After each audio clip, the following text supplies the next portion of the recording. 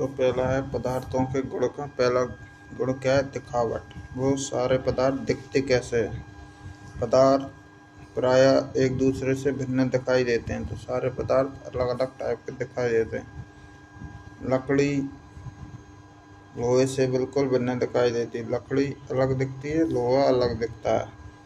लोहा तांबे अथवा एल्युमिनियम से भिन्न भिन्न वस्तुएं भिन्न भिन्न दिखाई पड़ती हैं। लोहा तांबा एल्युमिनियम अलग अलग दिखते हैं, परंतु फिर भी लोहे तांबे एल्युमिनियम में कुछ समानताएं होती हैं जो लकड़ी में नहीं पाई जाती। अब क्रियाकलाप 3 है, इसमें क्या है? विभिन्न पदार्थों के लकड़ी, तांबे के तार, एल्युमिनियम की शीट, चौक के टुकड़े एकत्र कीजिए। क्या इनमें से कोई चमकीली दिखाई पड़ती है? चमकीले पदार्थों को एक समूह में पृथक कीजिए, चमकीले उन्हें अलग कीजिए। अब जैसे ही आपके शिक्षक प्रत्येक पदार्थ को 2 भागों में काटें, ताजे कटे पृष्ठों को ध्यान से देखिए, आपने क्या पाया? पदार्थों में से कुछ के ताजे कटे पृष्ठ चमकीले हैं, कुछ के जैसे तार काटेंगे तो वो चमकीला रहेगा। इन वस्तुओं को भी चमकीले पदार्थों के समूह में सम्मिलित कीजिए। क्या आप अन्य पदार्थों में इसी प्रकार की कोई चमक अथवा ध्रुति देखते हैं? जैसे भी संभव हो सके किसी भी ढंग से इन्हें काटिए। ऐसा आप कक्षा में जितने भी पदार्थों के साथ कर सकते हैं कीजिए। ध्रुतिमान अथवा ध्रुतिहीन पदार्थों की सूची बनाइए। काटने के स्थान पर आप पदार्थों के पृष्ठों को तो इन्हें काटेंगे, धातु के काटेंगे तो उसमें चमकीले हो जाएंगे बीच में जहाँ से काटेंगे।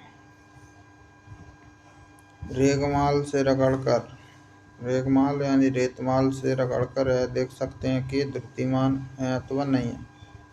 तो आप देखेंगे ध्रुतिमान या चमकीले हैं कि नहीं है। पदार्थ जिनमें इस प्रकार की ध्रुति होती है वे प्राय धातु होते हैं। तो वे पदार्थ जो चमकीले होते हैं, ध्रुतिमान होते हैं, चमकीले, वे का ज़्यादातर धातु होती हैं। लोहा, तांबा, एल्युमिनियम, सोना धातुओं के उदाहरण। इन्हें तोड़ेंगे तो इनमें चमकीले निकलेंगे। कुछ धातुएं बहुधा अपनी चमक खो देती हैं और ध्रुतिहीन, निष्प्रभाव दिखाई देने लगती हैं। ऐसा उन पर वायु अथवा नमी की अभिक्रियाओं के कारण होता है। इसलिए केवल हमें ताजे कटे पृष्ठों पर ही ध्रुति दिखाई देती है। ध्रुति यानी चमक। तो उन पर क्या है? नमी की अभिक्रियाएं हो जाती हैं, इससे उनकी चमक खो जाती है। तो ताजे कटे जो रहते हैं उनमें चमक निकलती है। जब आप किसी लोहार या वर्कशॉप का भ्रमण करें तो धातु की छड़ों के ताजे कटे पृष्ठों को देखने का प्रयास करें और यह देखें कि इनमें ध्रुति है अथवा नहीं। अब कठोरता, दूसरा गुण क्या है? कठोरता। तो धातुएं कठोर रहती हैं। जब आप विभिन्न पदार्थों को अपने हाथों से दबाते हैं तो उनमें से कुछ को दबाना, संपीड़ित करना कठिन होता है, जबकि कुछ अन्य आसानी से संपीड़ित हो जाते हैं। संपीड़ित यानी दबाना। धातु की एक चाबी लीजिए, इनमें लकड़ी, एल्युमिनियम, पत्थर का टुकड़ा, कील, मोमबत्ती, चौक, अन्य कोई पदार्थ अथवा वस्तु के पृष्ठों को खरोंचने का प्रयास कीजिए। आप कुछ पदार्थों को आसानी से खरोंच सकते हैं, जबकि कुछ अन्य को इतनी आसानी से नहीं खरोंचा जा सकता। वे पदार्थ जिन्हें आसानी से संपीड़ित किया जा अथवा खरोंचा जा सकता है वे कोमल पदार्थ कहलाते हैं। तो कोमल पदार्थ कौन है? वह पदार्थ जिन्हें आसानी से खरोंचा जा सकता है वे कौन से हुए? कोमल पदार्थ। जबकि वे पदार्थ जिन्हें आसानी से संपीड़ित नहीं किया जा सकता या खरोंचा नहीं जा सकता वे कठोर पदार्थ कहलाते हैं। उदाहरण के लिए रुई अथवा स्पंज कोमल है, रुई कोमल है और लकड़ी कठोर है, लोहा कठोर है। दिखावट में पदार्थ के विभिन्न गुण हो सकते हैं, जैसे ध्रुति, कठोरता, रुद्र, खुरदरा अथवा चिकना होना। क्या आप अन्य पदार्थों के बारे में सोच सकते हैं जो किसी पदार्थ की दिखावट का वर्णन करते हैं? तो कठोर और कोमल। पहला क्या होगा? चमक। चमक है तो वो धातु है। कठोर है तो धातु है, कोमल है तो अधातु। क्रियाकलाप 4 विलेय अथवा अविलेय। विलेय मतलब जो घुल जाए, अविलेय जो ना घुले।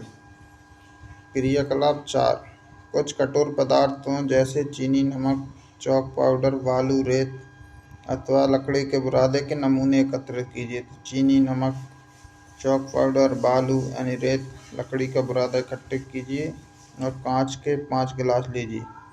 प्रत्येक गिलास को 2/3 मतलब आधे से ज़्यादा जल भर लीजिए। इतना तो आप देखेंगे कि चीनी, नमक, चॉक पाउडर घुल जाएंगे, रेत और लकड़ी के बुरादे आसानी से नहीं घुलेंगे। तो नमक जल में पूर्णतः लुप्त हो जाता है, घुल जाता है। चीनी भी घुल जाती, बालू नहीं घुलेगी, चॉक पाउडर घुल जाएगा, लकड़ी का बुरादा भी नहीं घुलेगा। इससे क्या समझ में आता है? कुछ पदार्थ जल में पूर्णतः लुप्त हो गए, अर्थात लुप्त, घुल गए या विलीन हो गए। तो वे पदार्थ कौन से होंगे? विलेय पदार्थ। विलेय यानी जो जल में घुल गए। अविलेय जो जल में नहीं घुले हैं, मिश्रित नहीं होते हैं जल में, वो कौन से? अविलेय पदार्थ कहलाते हैं।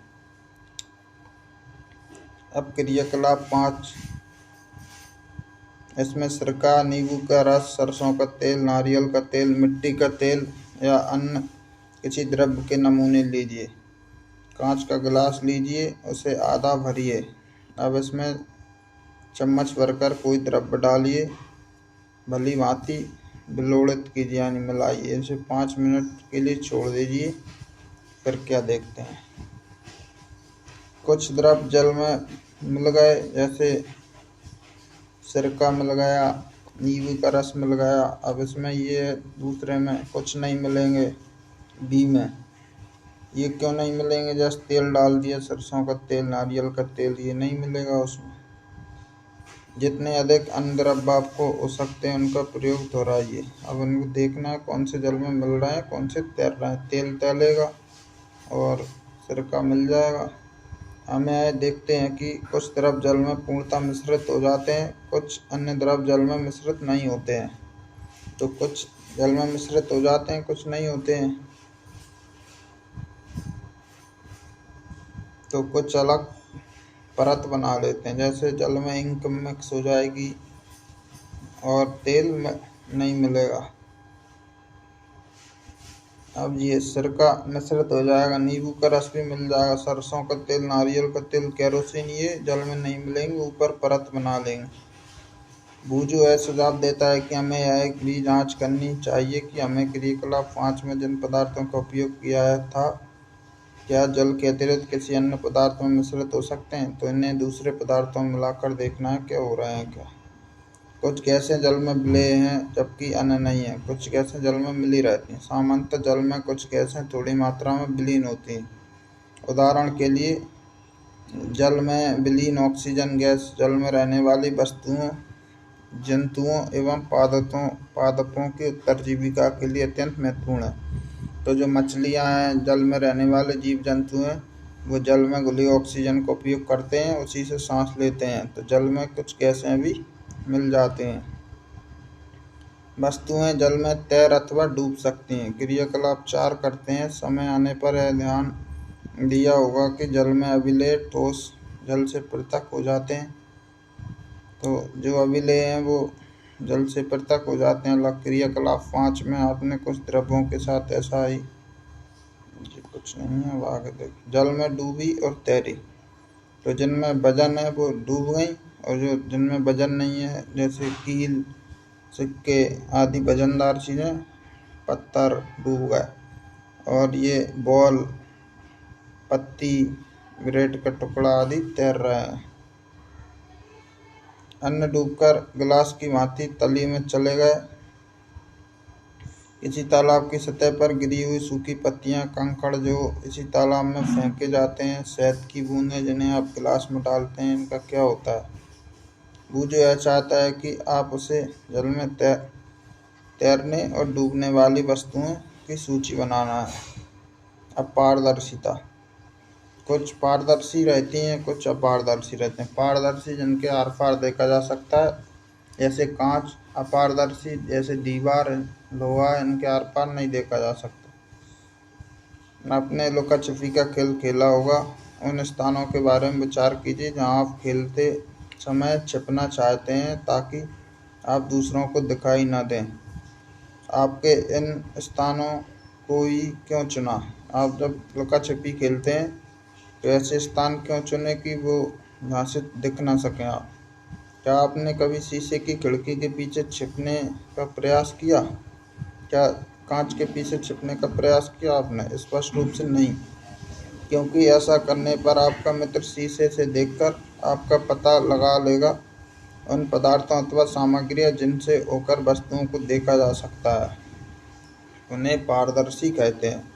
तो वे उन पदार्थों अथवा सामग्रियां जिनसे होकर देखा जा सकता है, मतलब जिनके आर पार देखा जा सकता है, उन्हें क्या कहते हैं? पारदर्शी पदार्थ कहते हैं। जैसे कांच, जल, वायु तथा कुछ प्लास्टिक के पारदर्शी के उदाहरण हैं। प्रायः दुकानदार बिस्कुट, मिठाइयाँ, अन्य खाद्य पदार्थों कांच अथवा प्लास्टिक के पारदर्शी पदार्थों में रखना अधिक पसंद करते हैं। तो ये पारदर्शी पदार्थ पारदर्शी डिब्बों में रखे हैं। अब ये देख रहे हैं मुखावरण, अपारदर्शी, पारदर्शी, पारभासी। तो पहला चित्र है जिसके आर पार नहीं दिख रहा है, दूसरा है जिसके कांच के आर पार दिख रहा है, तीसरा पारभासी जिसमें से थोड़ा थोड़ा दिख रहा है। इसके विपरीत कुछ ऐसे पदार्थ हैं जिनसे होकर आप वस्तुओं को नहीं देख सकते हैं, तो वो क्या कहलाती हैं? पारदर्शी। जैसे बंद लकड़ी के बॉक्स, गत्ते के डिब्बे, धातुएं आदि अपारदर्शी। क्या हम यह समझते हैं कि हम बिना किसी भ्रांति के सभी वस्तुओं पारदर्शी अपारदर्शी में समूहित कर सकते हैं, बिना चेक किए कर सकते हैं? क्रियाकलाप चेक। कागज की एक शीट लीजिए, इससे होकर किसी प्रदीप्त बल्ब को देखिए। कागज की शीट लेना और बल्ब को देखना है जो जल रहा है। कागज के बीच 2-3 बूंद खाने के तेल और मक्खन की डाली, इन्हें फैलाइए। तो फैलाने के बाद क्या होगा? बल्ब को फिर से देखना है, जहाँ तेल फैला है प्रदीप बल्ब को देखना है। क्या आप यह पाते हैं कि अब बल्ब हमें पहले की अपेक्षा अधिक स्पष्ट दिखाई देता है? परंतु क्या आप इस चिकने कागज से होकर प्रत्येक वस्तु को पूरे स्पष्ट देख लेते हैं? कदाचित नहीं देख पाते हैं। ऐसे पदार्थ जिनसे होकर वस्तुओं को देख तो सकते हैं परंतु स्पष्ट नहीं देखा जा सकता, इन्हें क्या कहलाते हैं? पारभासी कहते हैं इन्हें। जिनसे साफ साफ चीजें नहीं दिख सकती, थोड़ी थोड़ी दिखाई देती हैं, उन्हें क्या? पारभासी कहते हैं। तो तेल में लगा कागज क्या उदाहरण है? पारभासी का उदाहरण है। अतः हम पदार्थों को अपारदर्शी, पारदर्शी तथा पारभासी के समूह में बांट सकते हैं। पहली, किसी अंधेरे स्थान पर टॉर्च के कांच को हथेली पर ढकने का सुझाव देती। टॉर्च का स्विच ऑन करके हथेली की दूसरी तरफ परीक्षण कीजिए। तो किसी अंधेरे कमरे में हाथ पर टॉर्च जलाइए। हाथ के जैसे इसमें फिगर में रखा है चित्र 2.9 में, तो आपको क्या दिखेगा? लाल लाल हाथ दिखेगा जिसमें आपको खून दिखेगा। तो ये किसका उदाहरण है? ये भी पारभासी का उदाहरण है। हमने यह सीख लिया कि पदार्थों की अपनी भिन्न दिखावट होती है। इनमें जल अथवा अन्य पदार्थों के मिश्रण होने के ढंग भिन्न होते हैं। वे जल में तैर अथवा डूब सकते हैं, अतः पारदर्शी, अपारदर्शी, पारभासी हो सकते हैं। पदार्थों का समूहन उनके गुणों में समानताओं अथवा भिन्नताओं के आधार पर किया जा सकता है। हमें पदार्थों को समूह में रखने की आवश्यकता क्यों पड़ती है? दैनिक जीवन में हम प्रायः पदार्थों को समूहन में अपनी सुविधा के लिए रखते हैं। घर में हम अपनी वस्तुओं का भंडारण सामान्यतः इसी प्रकार करते हैं कि एक जैसी वस्तुएं एक स्थान पर रखी हों। इस प्रकार की व्यवस्था द्वारा हम आसानी से यह पता लगा सकते हैं। इस प्रकार कोई पंसारी प्रायः किसी प्रकार के बिस्कुटों को अपनी दुकान के कोने में रख सकता है, सभी साबुनों को अन्य स्थान पर, जबकि अनाज तथा दालों के भंडारण किसी अन्य स्थान पर। दालें एक जगह, साबुन एक जगह रखते हैं इकट्ठे करके दुकान में, जिससे आसानी से मिल जाए। इस प्रकार के समूहन के लाभप्रद होने का एक दूसरा कारण भी है। तो पदार्थों को एक जगह समूह बनाकर रखें। पदार्थों को इस प्रकार समूह में बांटकर उनके गुणों का अध्ययन तथा इन गुणों के पैटर्न का अवलोकन किया जाता है। तो कठोर प्रमुख शब्द हैं इसमें। कठोर तो धातुएं कठोर होती हैं। विलेय, विलेय मतलब जो जल में घुल जाए पूरी तरीके से, वो हो गए विलेय। अविलेय, विलेय के उदाहरण क्या हो गए? चीनी, शक्कर, नमक। विलेय, अविलेय जो जल में नहीं घुलते हैं, जैसे लोहा नहीं घुलेगा, कंकड़ पत्थर नहीं घुलेंगे, धातु नहीं घुल। त्रुटि में चमकीला, जब धातुओं को तोड़ेंगे तो वो चमकीली होती हैं। पदार्थ, जो चीज़ हम देख रहे हैं आसपास, पदार्थ हैं। धातु, लोहा, एल्युमिनियम धातु हैं, चमकीली धातुएं होती हैं, कठोर धातुएं होती हैं। अपारदर्शी, जिनके आर पार नहीं देखा जा सकता। रुक्ष यानी खुरदुरा, कुछ पदार्थ खुरदुरे होते हैं। विलेय, जो जल में घुल जाए।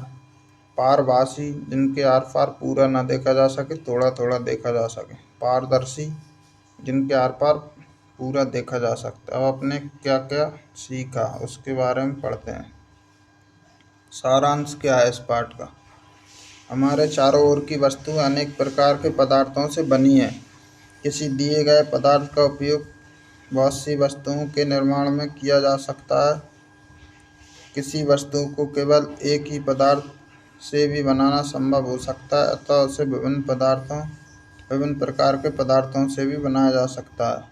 विभिन्न प्रकार के पदार्थों के गुण भिन्न भिन्न होते हैं। कुछ पदार्थ दिखावट में चमकदार होते हैं जबकि अन्य नहीं होते हैं। कुछ खुरदरे होते हैं तो कुछ अन्य चिकने, मसूड़, चिकने होते हैं। इस प्रकार कुछ पदार्थ स्पर्श करने पर कठोर लगते हैं, कुछ कोमल लगते हैं। कुछ पदार्थ जल में विलेय होते हैं जबकि कुछ अविलेय होते हैं। कुछ पदार्थ जैसे कांच पारदर्शी होते हैं तथा कुछ अन्य जैसे लकड़ी एवं धातुएं अपारदर्शी होते हैं। कुछ पदार्थ पारभासी होते हैं।